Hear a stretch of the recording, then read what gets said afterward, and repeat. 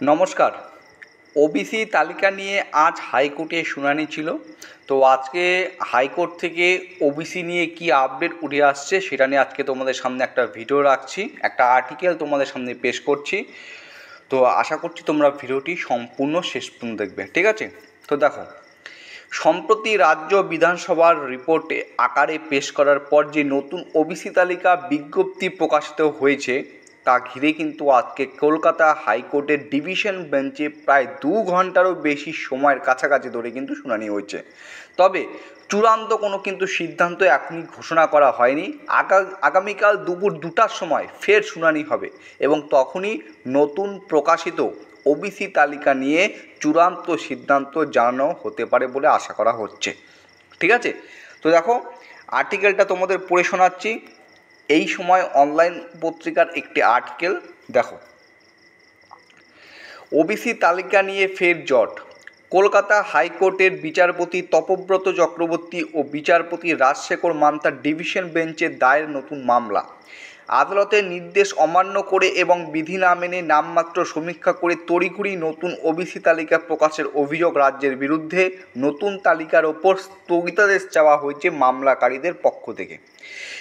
এর প্রসঙ্গে তোমাদের আরেকটা কথা বলি। দেখো, কিছুদিন আগে হয়তো তোমরা বিভিন্ন সোশ্যাল মিডিয়ায় বা ইউটিউবের মাধ্যমে তোমরা এটা দেখতে পেয়েছিলে যে ওবিসি যে রয়েছে, ওবিসি বিল, সেটা কি বিধানসভায় পাশ হয়েছে, ঠিক আছে? এটা নিয়েও কিন্তু একটা আপডেট আজকে উঠে এসেছে, সেটাও তোমাদের আমি বলবো। দেখো, এদিকে আগামীকাল অর্থাৎ মঙ্গলবার বিকেল থেকে সমস্ত জায়গায় ভর্তির পোর্টাল খুলে যাচ্ছে। ফলে মঙ্গলবার দুপুর 2টার সময় স্থগিতাদেশ নিয়ে সিদ্ধান্ত নেবে ডিভিশন বেঞ্চ। প্রাথমিকভাবে জানা যাচ্ছে এমনটাই। রাজ্যের তড়িঘড়ি নতুন তালিকা প্রকাশ করা নিয়ে ক্ষুব্ধ হাইকোর্টও সেক্ষেত্রে কী নির্দেশ দেবে সেদিকে সব নজর। কিন্তু সবথেকে মোস্ট ইম্পর্টেন্ট পয়েন্টটা সেটা আমি এখন তোমাদের সামনে তুলে ধরার চেষ্টা করছি। দেখো, এদিন বিচারপতি রাজশেখর মান্তা বলেন, আমরা বলেছিলাম বিধানসভায় বিল আকারে পাশ করাতে হবে। এটা কিন্তু আজকের আপডেট, ঠিক আছে? বিচারপতি রাজশেখর মান্তা বলেন, আমরা বলেছিলাম বিধানসভায় বিল আকারে পাশ করাতে হবে, কিন্তু রাজ্য তা না করে প্রশাসনিক বিজ্ঞপ্তি জারি করে নিজেদের সিদ্ধান্ত মান্যতা দিয়েছে। এই যে লাইনটা, আমরা বলেছিলাম বিধানসভায় বিল আকারে পাশ করাতে হবে, কে বলছে? বিচারপতি রাজশেখর মান্তা বলেছেন। তার মানে এটুকু বোঝাচ্ছে যে ওবিসি বিল বিধানসভায় পাস হয়নি, তাই তো এই লাইনের দ্বারা তো তাই বোঝানো হচ্ছে। এবং এই আর্টিকেলের মাধ্যমে যে আপডেটটা উঠে আসছে সেটাই কিন্তু আমি বলছি, ঠিক আছে? রাজ্য নিজের মতো করে যদি কাজ করে তাহলে কোর্ট প্রশ্ন তুলতে বাধ্য হবে। আমরা নিয়োগ বা ভর্তি কোথাও বন্ধ করতে বলিনি। যে সম্প্রদায়কে বাদ দেওয়া হয়েছিল তারা গত 20 বছর ধরে সুযোগ সুবিধা পেয়ে গেছে। তারা কেউ রাস্তায় আন্দোলন করে দাবি আদায় করেনি, এখনও কেউ রাস্তায় বসেনি, অথচ রাজ্য সেই বাদ দেওয়াদেরই আবার সুযোগ দিচ্ছে। কেন?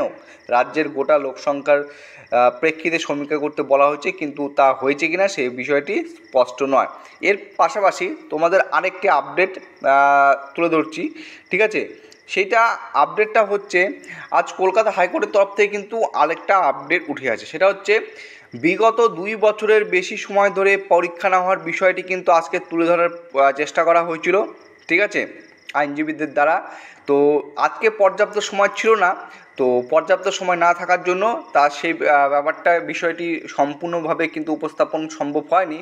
কিন্তু এই কথাটা কিন্তু আজকে উত্থাপন করা হয়েছিল যে রাজ্যে 2 বছরের ধরে বেশি সময় ধরে কিন্তু পরীক্ষা যে হচ্ছে না সেই বিষয়টি কিন্তু তুলে ধরা হয়েছিল এই ওবিসি কেসের দরুন, ঠিক আছে? তো এই যে আপডেটটা, আর্টিকেলটা আমি অলরেডি কিন্তু আমার যে টেলিগ্রাম চ্যানেল রয়েছে সেখানে শেয়ার করে দিয়েছি। জাস্ট এতটুকুই আমি তোমাদের সাথে শেয়ার করলাম। এরপরে যদি তোমাদের কোনো প্রশ্ন থাকে অবশ্যই বলবে এবং নিজেদের মতামত অবশ্যই কমেন্ট বক্সের মাধ্যমে চেষ্টা করবে। এবং আগামীকাল, আমি রিপিট করে বলছি, তোমাদের প্রত্যেকের কাছে আমার রিকোয়েস্ট থাকবে তোমরা টেলিগ্রাম চ্যানেলে যুক্ত হবে এবং আগামীকাল যে আপডেটটা উঠে আসছে কলকাতা হাইকোর্ট থেকে ওবিসি নিয়ে, অবশ্যই সেটা নিয়ে আমি তোমাদের সামনে তুলে ধরার চেষ্টা করব, ঠিক আছে? চলো ভিডিওটি শেষ করছি। জয় হিন্দ, জয় ভারত।